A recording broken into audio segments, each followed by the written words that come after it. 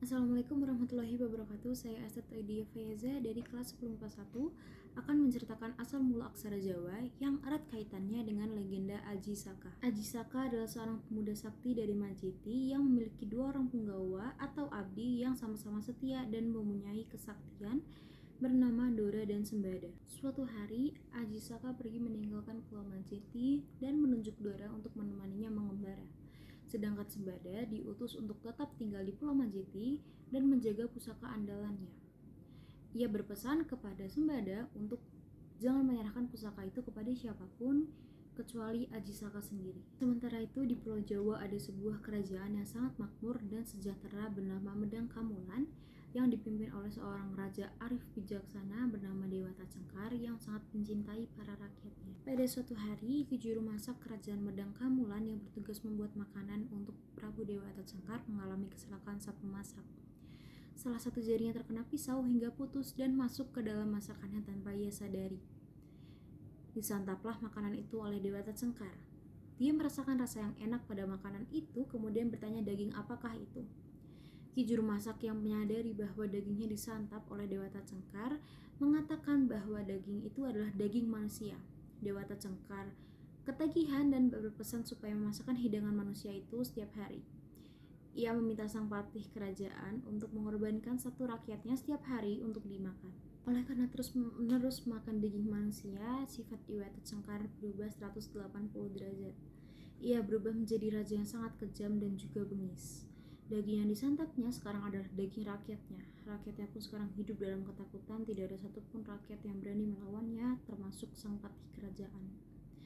Saat itu juga Aji Saka dan Dora tiba di kerajaan Medang Kamulan. Mereka heran dengan keadaan yang sangat sepi dan menyeramkan. Namun dari seorang rakyat, Aji Saka mendengar cerita kalau Raja Medang Kamulan gemar memakan daging manusia yang berasal dari rakyatnya sendiri. Aji Saka kemudian menyusun siasat. Ia pergi menemui sang patih untuk menyerahkan dirinya kepada Dewata Cengkar agar dijadikan santapan. Awalnya sang patih tidak setuju dan kasihan, namun karena paksaan dari Aji Saka, akhirnya Aji Saka mendapatkan izin. Dewata Cengkar keheranan karena ada seorang pemuda tampan dan bersih ingin menyerahkan diri. Aji Saka mengatakan bahwa ia mau dijadikan santapan asalkan ia diberi tanah seluas ikatan kepalanya. Dan yang mengukur haruslah Dewata Cengkar. Sang Prabu menyetujuinya. Kemudian mulailah Dewata Cengkar mengukur tanah. Namun saat digunakan untuk mengukur, tiba-tiba ikat kepala itu meluas tak terhingga.